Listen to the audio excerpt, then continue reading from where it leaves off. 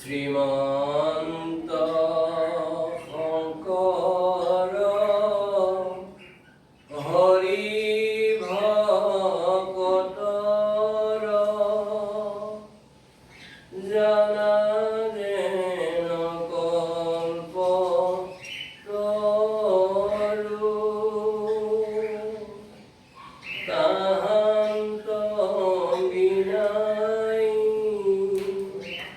নাই নাই নাই আমার পরম গুরু রাম আমার পরম গুরু। শ্রীকৃষ্ণায় নমঃ।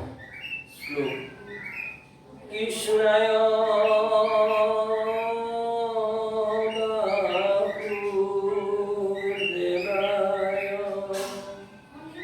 দৈবকী নন্দনায়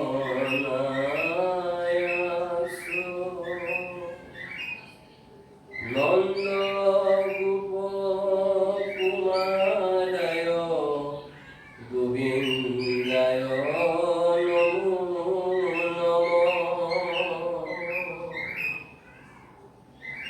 নমো পঙ্কজ নাভায় নমো পঙ্কজ মালিনে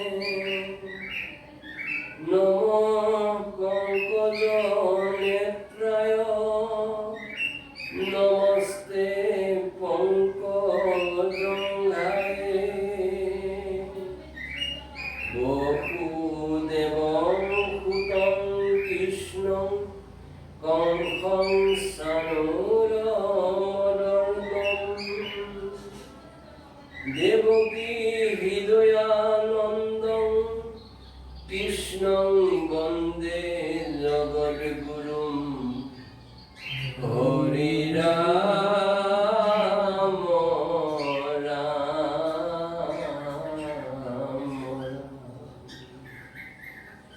মুকং করোতি বাসালং পঙ্গুং লঙ্ঘয়তে গিরিম যৎকৃপাতমহং বন্দে পরমানন্দ মাধব।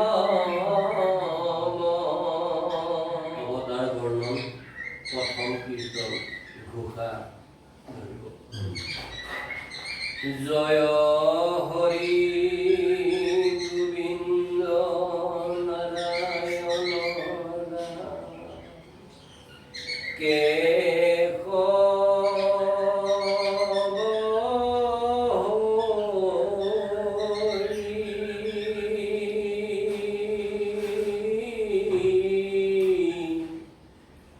রাম রাম কে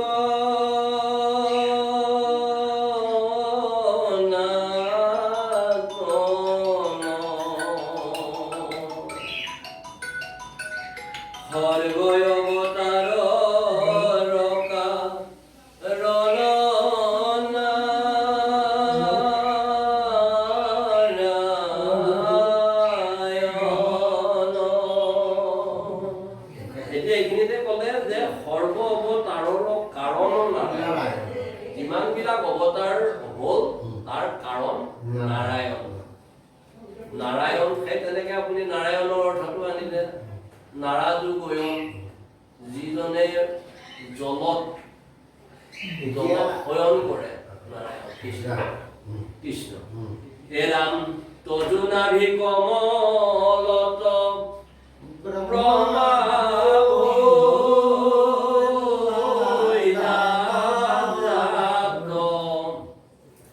যুগে যুগে অৱতাৰ ধৰা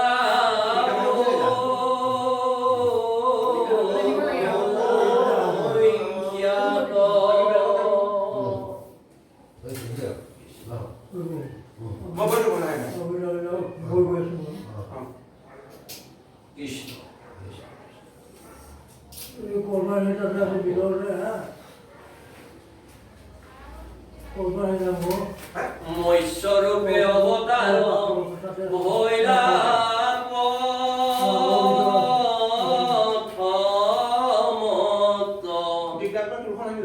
উধাৰিলা চাৰি বেদ পলয়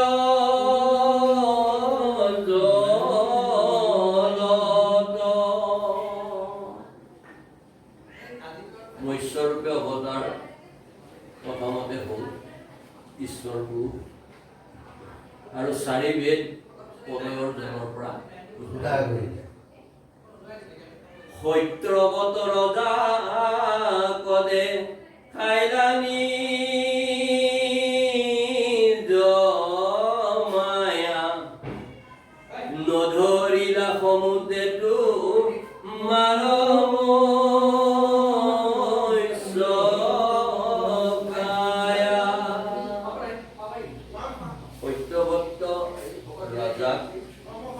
সত্যবত্য ৰাজাক তেওঁৰ নিজৰ মায়া দেখুৱাৰ সৌভাগ্যখিনি কৰিলে আৰু আহক কৃষ্ণ গোটেই সমুদ্ৰত তেওঁৰ যি মৎস্যৰ কায়া সেইখিনি যে নধৰা এটা অৱস্থা সেইখিনি দেখুৱাইছে কুৰ্ময় অৱতাৰ ভৈলা হিৰুদীৰে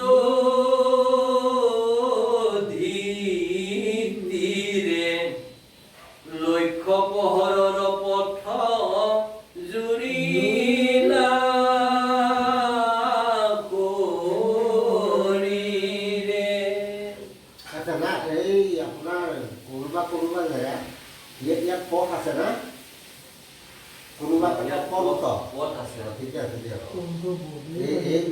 ভাগ হৈছে কি কুৰ্ম অৱতাৰ ভাগ হিৰুদতী তীৰত লোৱাৰ এভাগে সৌভাগ্য হৈছিল ভগৱন্ত ঈশ্বৰ পুৰুষৰ যেতিয়া সমুদ্ৰ মন্থন হৈছিলে সমুদ্ৰ মন্থনত বাসুকী নাগকে আদি কৰি মথনিৰ কাৰণে যেতিয়া সেই সকলোখিনি হেৰি কৰিছিল তেতিয়া তেওঁ কুৰ্ম অৱতাৰ ভাগ লৈ দেৱতা আৰু দৈত্যসকলক সেই সমুদ্ৰ মন্থনত সহায় কৰিছিলে মন্দৰগিৰি যেতিয়া মানে সাগৰত দিছিলে ডুবি যায় সেইটো কাৰণে তেওঁ কুৰ্ম অৱতাৰ ল'ব লগা হৈছিলে আৰু এই সকলো অৱতাৰৰ কাৰণে হৈছে নাৰায়ণ বুলি কৈছে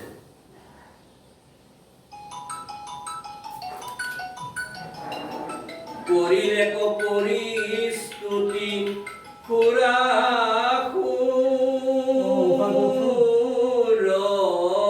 নাগে ধৰিলা মন্দৰ গিৰি প্ৰভু পৃষ্ঠ ভাগে খুৰাসুৰ নাগ সকলোৱে যেতিয়া তুতি প্ৰাৰ্থনা কৰিলে তেতিয়া সমুদ্ৰ মন্থনত সেই মন্দৰগিৰি ভগৱন্ত মহাপ্ৰভু ঈশ্বৰ শ্ৰীকৃষ্ণই প্ৰভুৱে পৃষ্ঠভাগত গ্ৰহণ কৰিছিল এৰাম দিব্য যজ্ঞ বৰা হসু ৰূপ ভৈলা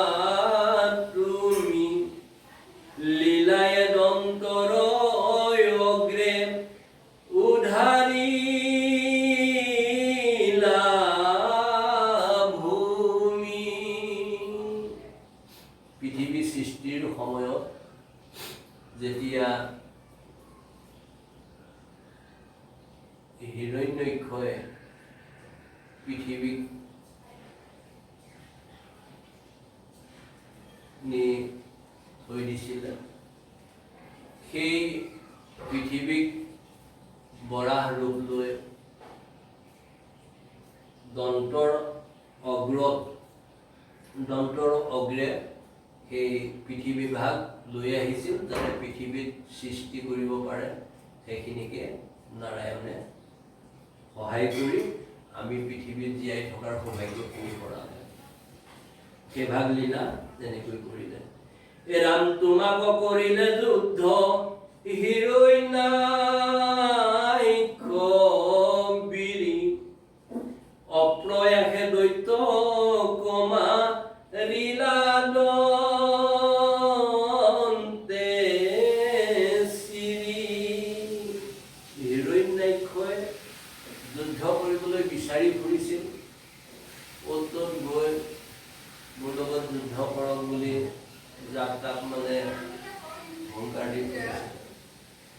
লাষ্টত যাই ক'লে বোলে নাই, এনেকে এজন আহি আছে, গতিকে তেওঁৰ লগতহে ভাল হ'ব যুদ্ধ। তেওঁ সাংঘাতিক। হিৰণ্যকশিপুৰ আৰু হিৰণ্যাক্ষ দুয়ো সাংঘাতিক বীৰ। মানে তেওঁলোকতো পূৰ্বজন্মত মানে হেৰি নাছিলে, জয় বিজয় আছিলে। গতিকে চাওক ভকতৰ অৱস্থা, জয় বিজয় ঈশ্বৰ শ্ৰীকৃষ্ণৰ দুৱৰী হৈ থাকিও চাৰি সিদ্ধৰ ওচৰত অকণমান ভুল কৰাৰ কাৰণে তেওঁলোকৰ জৰিয়তে মানে শাপিত হৈ লাষ্টত আহি পেলাই মানে 3টা জন্ম লৈ পেলাই উদ্ধাৰ হৈ যাব লগা হ'ল। এই হিৰণ্যাক্ষ আৰু হিৰণ্যকশিপু সেইটো জন্মত সেই দুজন হৈছিলে।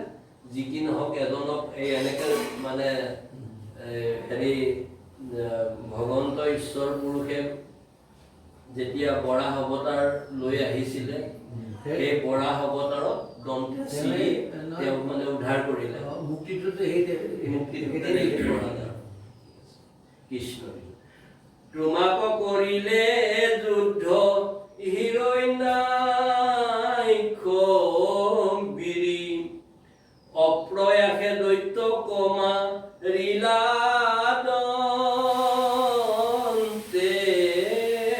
চিৰি। হিৰণ্যাক্ষ বীৰক তেনেকৈ মানে উদ্ধাৰ কৰিলে। আৰু হিৰণ্যকশিপুৰটো আৰু গম পাইছে তেওঁক উদ্ধাৰ কৰা সৌভাগ্যখিনি কেনেকৈ কৰাইছে। এৰামাদি দৈত্য হিৰণ্যকশিপু বলিয়াৰ, নৰসিংহ ৰূপে হিয়া বিদাৰিলা তাৰ। আৰু এটা বস্তু মই ভাবো দেই, প্ৰহ্লাদটো ধৰক প্ৰহ্লাদটো এটা নিমিত্ত, তেওঁৰ তাত কিবা এটা লাগিবতো লাগিব হয়নে বাৰু? ক'ত কেনেকে মিলাইছে নহয়। আপোনাৰ জয় জয়তে ভগৱন্ত মহাপ্ৰভু দেৱদেৱ ঈশ্বৰ শ্ৰীকৃষ্ণৰ লীলাখিনি যেতিয়া আপুনি আধ্যাত্মিক দৃষ্টিৰে অন্তৰৰ পৰা যেতিয়া চাব, তেতিয়া সেই লীলাৰ যেনেকে ফুল গুঠিলে মালা এডাল যে হয়, ফুল যেনেকে গুঠে তেনেকে লীলাবিলাকৰ মানে সেইখিনি মানে গাঁথনি থাকে। আৰু সেই গাঁথনি হিচাপতে আপোনাৰ সেই ক'ত লক্ষ্মী আইৰ ওচৰত অকণমান মানে জগৰ লগাইছিলে হেৰি জয় বিজয়, যাৰ ফলত চাৰি সিদ্ধ বৈকুণ্ঠলৈ যাওঁতে জয় বিজয় শাপিত হ'ব লগা হ'ল। সেই জয় বিজয় আহি পেলাই 3টা জন্ম ল'ব লগা হ'ল। এটা জন্মত আপোনাৰ যেনেকে হিৰণ্যাক্ষ আৰু হিৰণ্যকশিপুৰ হ'ল, তাৰপিছত আকৌ এটা জন্মত ৰাৱণ আৰু কুম্ভকৰ্ণ হ'ল, তাৰপিছত আকৌ এটা জন্মত আহি শিশুপাল আৰু দন্তকম্প, তেওঁলোক তেনেকে আহি সেইখিনি উদ্ধাৰ হ'ল। এই হিৰণ্যকশিপুৰে তেতিয়া কয়াদুৱাই কৈ মাতি পেলাই বোলে মই অকণমান তপস্যা কৰি আহোঁ, মই তপস্যাৰ জৰিয়তে যাতে মই সকলোখিনি পোৱাৰ সৌভাগ্য হয়, সেই বুলি পেলাই তপস্যা কৰিব গ'ল। লাষ্টত তপস্যা এনেকৈ কৰা সৌভাগ্য কৰিলে, তাৰমানে বুঢ়া আঙুলিৰ মূৰত গোটেই শৰীৰৰ ভৰ্তি মানে তপস্যা কৰি পেলাই সিদ্ধি লাভ কৰিলে। বৰ দিবলৈ আহিলে, বৰ দিব অহা সময়ত ক'লে বোলে মোক অমৰ বৰ লাগে, বোলে অমৰটো কাৰো নাই, জন্মৰ লগে লগে মৃত্যু সকলোৰে আছে, গতিকে অমৰ কাৰো বৰ অমৰ নাই, গতিকে তুমি বেলেগ এভাগ লোৱা। বোলে বেলেগ এভাগ ল'লে সেই ভাগহে অমৰতকৈ আৰু মাৰা যে মোক মানে ব্ৰহ্মাৰ সৃষ্টি কোনো জীৱই মাৰিব নোৱাৰিব, মোক অস্তয়ো মাৰিব নোৱাৰিব, হস্তয়ো মাৰিব নোৱাৰিব, মই ৰাতিও নমৰো দিনতো নমৰো, মই আকাশতো নমৰো পাতালতো নমৰো, পৃথিৱীতো নমৰো, বোলে আকাশতো নমৰো। এনেকে কৰি পেলাই মানে বৰ ভাগ সেই ভাগ লোৱাৰ পিছত আকৌ সেই বৰৰ মতে ঈশ্বৰ পুৰুষে এনেকুৱাকে ব্যৱস্থা কৰিব লগা যিটো ব্ৰহ্মাই সৃষ্টি কৰা নাই, নৰসিংহ। নৰসিংহ ৰূপ লৈ পেলাই তেওঁক মানে আহি পেলাই হেৰি কৰিব লগা হ'ল। আকাশতো নমৰে পাতালতো নমৰে, আঁঠুৰ ওপৰত লৈ পেলাই মাৰিব লগা হ'ল। অস্তয়ো নামাৰে হস্তয়ো নামাৰে, নৰসিংহৰ মানে হেৰি নখেৰে, গতিকে সেই পানী পোতাত ৰাতিও নমৰে দিনতো নমৰে, গতিকে সন্ধিয়া হ'ল আৰু সেইকাৰণে সন্ধিয়া সময়খিনি বেয়া। আৰু চাবচোন সেইটো কাৰণে নহয়, এই যিখিনি সময় বেয়া সেইখিনি সময়ত মহ দাহ কিবা কিবিকে আমি এতিয়াতো এনেকে বহি আছে, সেইখিনি মই নোৱাৰে আৰু তাৰমানে সেইখিনি বেয়া সময় বুলি পেলাই আমি জানিব লগা আছে। গতিকে ঈশ্বৰৰ লীলাখিনি তাৰপিছত প্ৰহ্লাদ কেনেকে ভক্ত হ'ব লগা হ'ল সেইখিনি থাকিল। গৰ্ভত থাকি গ'ল, তেওঁ তপস্যালৈ গ'ল। গৰ্ভত থাকোঁতে ইন্দ্ৰই আহিবলৈ বোলে নাই, এওঁ তপস্যা কৰিছে যেতিয়া ইন্দ্ৰ ৰাজ্য ল'ব, গতিকে এওঁৰ সতি সন্তান একোৱে নেৰাখোঁ বুলি পেলাই মানে আইগৰাকীক কয়াদুৱাইক লৈ গ'লহি। নাৰদে দেখা পাই পেলাই বোলে নহয়, তুমিতো বৰ বেয়া কাম কৰিব ওলাইছা, গতিকে তোমাৰ যদি এইবোৰ প্ৰতি ভয় আছে মোৰ আশ্ৰমতে থৈ যোৱা। এতিয়া আশ্ৰমত থওঁতে কয়াদু আয়ে হিৰণ্যকশিপুৰৰ আইগৰাকী কয়াদু আয়ে সেই গোটেই মানে নাৰদৰ ফালৰ পৰা সেই সকলোখিনি মানে ধৰ্ম কথা শুনাৰ সৌভাগ্য হ'ল, যাৰ ফলত প্ৰহ্লাদ ভক্ত হৈ পেলাই জন্ম হ'ল। আৰু লাষ্টত কি হ'ল, প্ৰহ্লাদক কিমান শিক্ষা দিলে মানে তথাপিও তেওঁ সেইবোৰ শিক্ষা নলৈ লাষ্টত সুধিলে বোলে তোমাৰ হৰি ক'ত আছে? বোলে হৰিটো চবতে আছে, ঈশ্বৰ চবতে বিৰাজমান, এই স্তম্ভটো হৰি আছে বুলি কোৱাতে স্তম্ভটো ভগা লগে লগে তাৰ পৰাই নৃসিংহ মুৰাৰীৰ ৰূপ লৈ নৰসিংহৰ ৰূপ লৈ পেলাই সেই স্তম্ভটোৰ পৰাই ওলাই ভকতৰ কথা ৰাখি পেলাই ভক্তক ৰক্ষা কৰিলে। তেওঁ কৈছে মই কাৰো পক্ষপাতী নহয়, কিন্তু মই ভক্তক ৰক্ষা কৰোঁ। সেইখিনি দেখালে সেইদিনা মই এইটো যে আপোনাৰ এই যে হেৰিটো ভকত শব্দটো পাইছোঁ আপোনাৰ ৰাসৰ, হয় হয়, সেইটো গুৰুজনাই তাতো কিন্তু গোপীসকলক ভকত শব্দটোৱে কৈছোঁ। গোপীসকল ভকতহে, নজনাসকলেহে ৰাসলীলা বুজি নাপায়, নজনাসকলে ৰাসলীলা বুজি নাপায়। গোপীসকল ভকত আছিল, ভকতৰ মনৰ বাঞ্ছা পূৰ্ণ কৰিবলৈ ইয়াত আহি ৰাসলীলা ভাগ কৰিব লগা হৈছে, মনৰ বাঞ্ছা পূৰ্ণ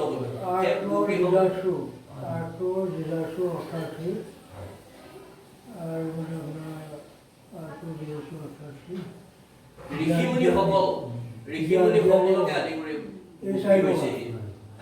এই দ্ৰৌপদী আত্মশালী বহুত আছে।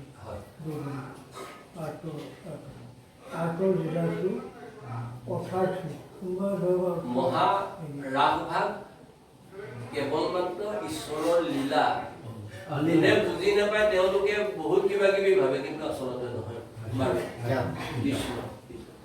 এরাম করিলা নির্ভয় পাইলা ইডখে উলাখ ভক্ত প্রহ্লাদক প্রভু করিলা সাখ।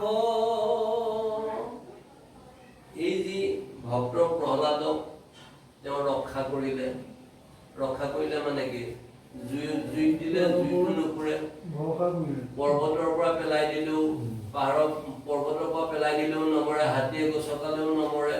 তাৰমানে কি সেইখিনিত আমাক দেখাব বিচাৰিছে যোনে ঈশ্বৰক ভক্তি কৰে তেওঁ মৰিলেও মৰণ নাই, অমৰ হয়। আৰু ঈশ্বৰৰ ভক্তক এইকাৰণে ভকতি কৰিব লাগে পৰম পিতা ঈশ্বৰ পুৰুষৰ, যে ভকতি কৰিলে ভগৱানে ভক্তক ৰক্ষা কৰে, সেইকাৰণে কৰিব লগা হয় আচলতে। আৰু আমি যি 84 লক্ষ জন্ম জুনি পৰিভ্ৰমণ কৰি কৰি জন্ম জন্মান্তৰ পাৰাভ্য আৰু সাঞ্চিত সুফলৰ বিনিময়ত যি দেৱতাৰো দুৰ্লভ মনুষ্য জন্ম পালো, ভকতিতহে আমাৰ মুক্তি আছে। অন্যথা আমি যদি সৎ ভাল এজন গুৰুৰ চৰণত শৰণ আৰু ভজন লৈ আমি যদি ঈশ্বৰ পুৰুষক ভক্তি কৰোঁ তেতিয়াহ'লে আমাৰ মুক্তি হ'ব। অন্যথা আমি জীয়াই থাকিও আত্মঘাতী হৈ মৰা দেখা হ'ব। কৃষ্ণ সেই হিচাপতে প্ৰহ্লাদক ৰক্ষা কৰিবলৈ দেখাইছে যে মই কাৰো পক্ষপাতিতা নকৰোঁ, কিন্তু মই ভক্তক ৰক্ষা কৰোঁ। ঈশ্বৰৰ কথাখিনি চাওঁ, মই কাৰো পক্ষপাতিতা নকৰোঁ, মই সকলো কাৰণে সমান, কিন্তু মই ভক্তক ৰক্ষা কৰোঁ। আৰু ভকতৰ প্ৰকৃত আৰু পবিত্ৰ শব্দটো ক'ব লাগিব। প্ৰকৃত ভকতৰ মই পিছে পিছে চক্ৰ ধৰি ৰক্ষা কৰি ঘূৰোঁ, আৰু সেইকাৰণে ভক্ত হ'ব লাগে বা ভকত হ'ব লাগে বা ভকতি কৰিব লাগে। কৃষ্ণ কৃষ্ণ এৰাম বামন স্বৰূপে অদি তিৰবাক্য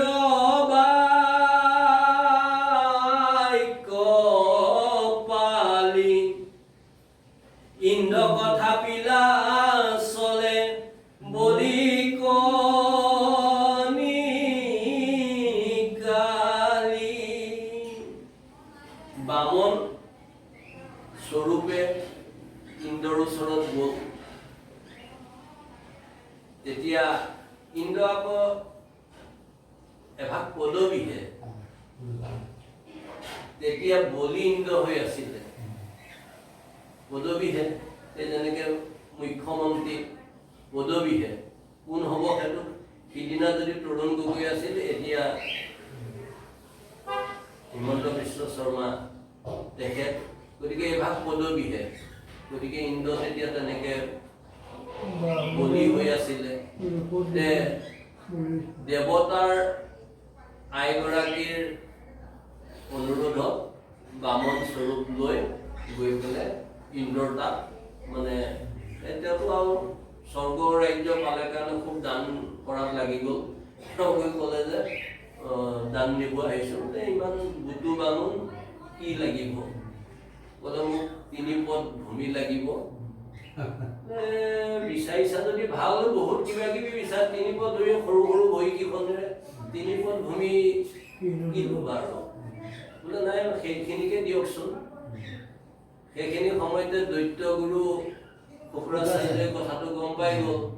গম পাই গৈ মানা কৰিলে। কিন্তু সেইখিনিত এটা কথা দেখাইছে, ঈশ্বৰক পাবলৈ গুৰুকো তেওঁ মানে পৰিত্যাগ কৰিছে। তথাপিও কি হ'ল, যেতিয়া 3 পদ ভূমি দিম বুলি সংকল্প ল'ব ল'লে, সেই ঘটিৰ পানী এনেকে নলাটো দি মানে বাকি পেলাই, কমণ্ডলৰ পানীটো বাকি পেলাই তাৰমানে সংকল্প ল'ব লওঁতে তাত গৈ পেলাই গুৰু সোমাই গ'ল শুক্ৰাচাৰ্য।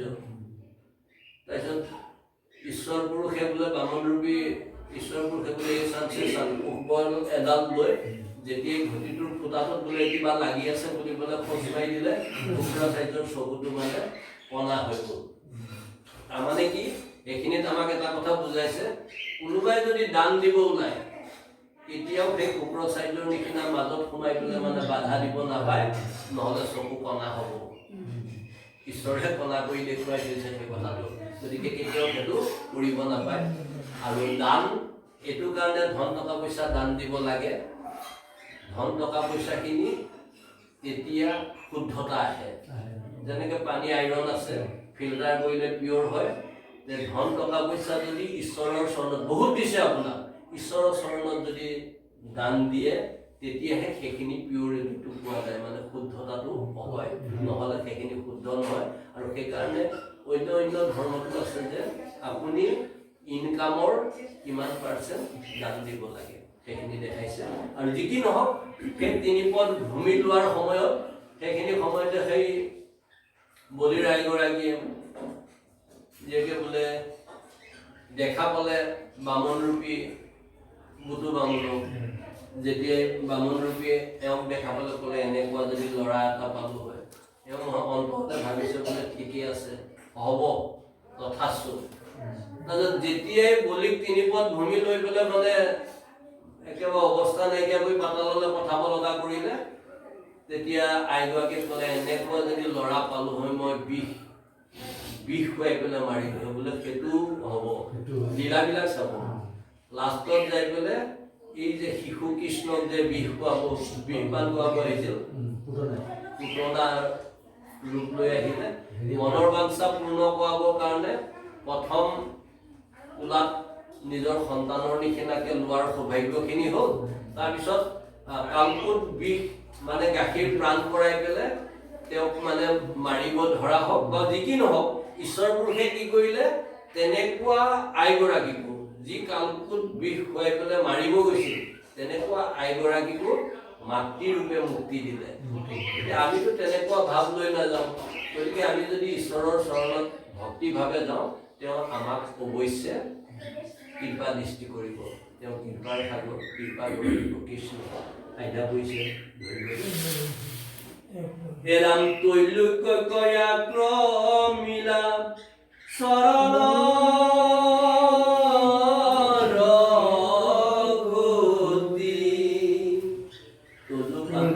গংগা ভূমিনাম ধৰিব এৰাম তজু পাদু